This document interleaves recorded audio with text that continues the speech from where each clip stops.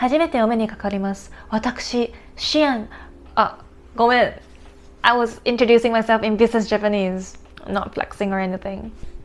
Anyway, it's 2025 and you want to watch anime without subtitles, or maybe you want to travel to Japan.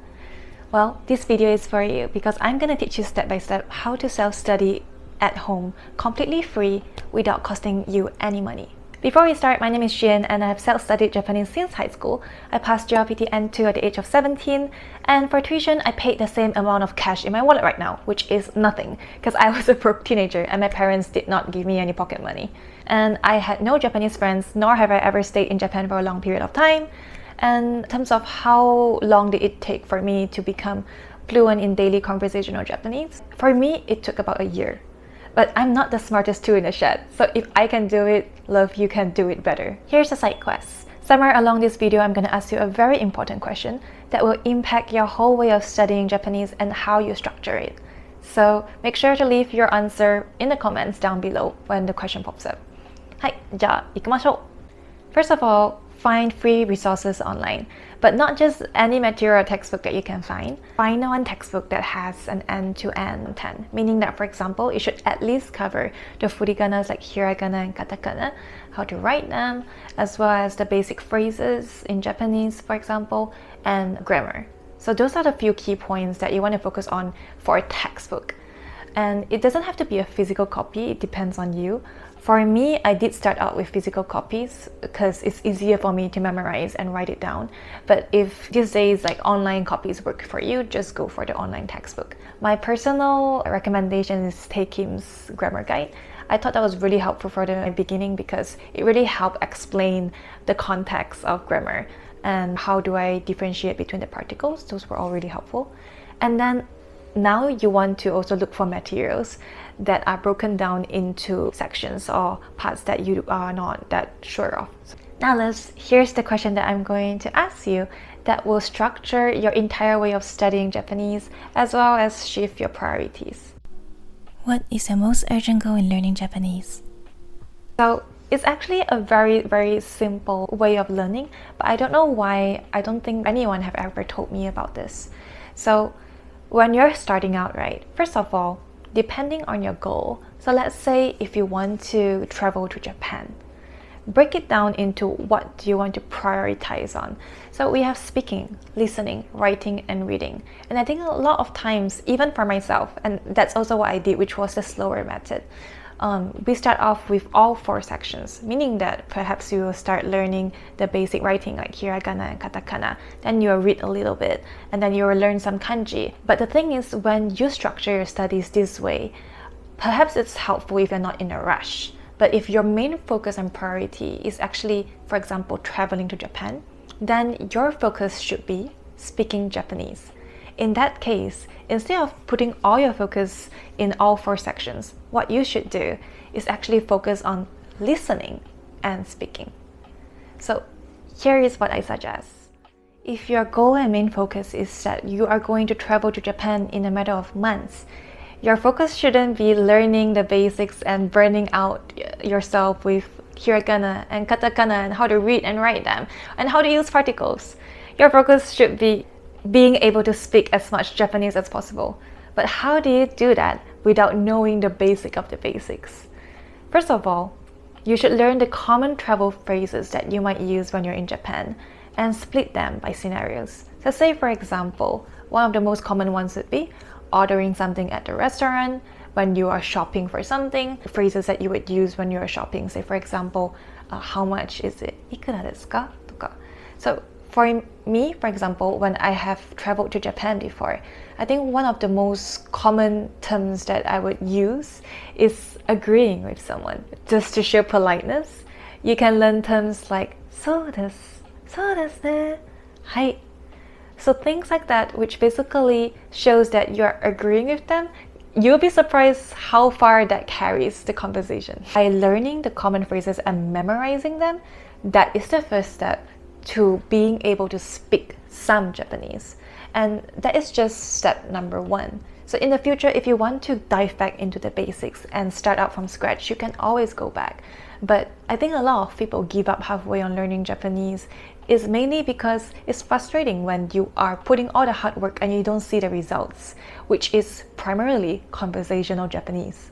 So that is my tips for you guys, because I did not start out that way and I wish I have done that. Leave it down in the comments on why you are learning Japanese, and depending on your goal, your priority between the four should shift. Whether you want to be conversationally good in Japanese, whether you want to watch anime without subtitles, your priority changes the whole way you study. And it sounds like common sense, but a lot of times when we first start out studying, we don't really think of what is the most efficient way to study. And the next point is super important. I myself only realized this years later of studying Japanese. So listen carefully, loves. I'm about to spill the ocha. Selective immersion. When you first start out in Japanese, it's very common to hear the advice of fully immersing yourself in a Japanese environment, right? For example, listening to as much Japanese media as possible. Say anime, a drama, movies on Netflix, and even podcasts. So that is perfectly fine if you want to focus on listening. So if you're just practicing listening, that is fine. But when you want to practice speaking, it's a whole different story. So here's what you're gonna do. Choose one single role model, be it an anime character, be it a voice actor, a J-pop idol, you name it, and choose them as your reference point for your inflections, your tone, every single breath and pause. Try to mimic them as much as possible. So for me, I personally choose Makima because I just like the way she sounds, Makima from Chainsaw Man. I like the voice actor, and I try my best to envision her tone, her inflections whenever I speak Japanese. And overall, over time, you would actually get natural and you speak more like a Nihonjin. So that's my personal reference point. But for you guys, loves, you can choose whoever you want. Do be careful on who you mimic though, because sometimes in animes, they tend to be over-exaggerated. So, I mean, you do what you want, right? If you want to sound like an anime character, you do you.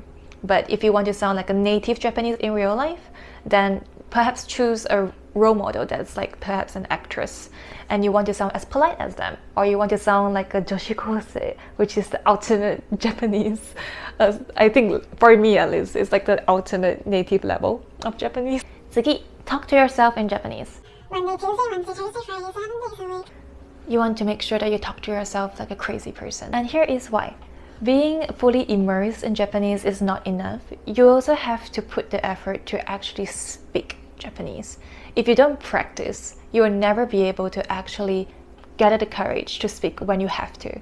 So a lot of my friends, including me myself, when I first started out learning Japanese and I went to Japan for vacation, right? You would think you spend months, years, blood, sweat and tears, literally, to go to Japan and be able to speak Japanese, to say arigatou gozaimasu to the convenience store stuff.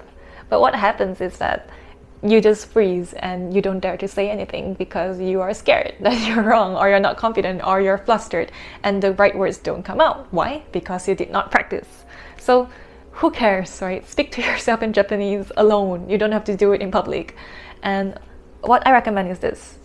Instead of just recording yourself, generally on like a random topic or like a random vocab that you learn on that day, focus and revolve around a very common topic. Start off with the common one. So you can start with vocabularies, like the basic vocabs. Let's say, like, for example, if you want to learn greetings, then focus on those, like 挨拶, おはようございます とか.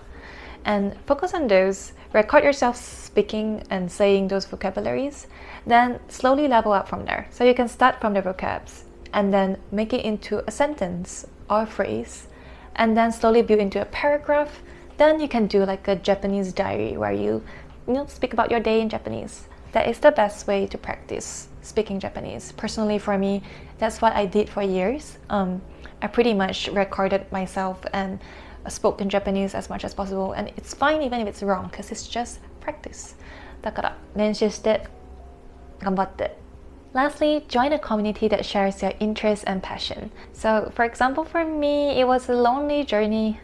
There were many people who watched anime, but not as many of them were passionate about Japan to that extent, or like the culture or the language itself.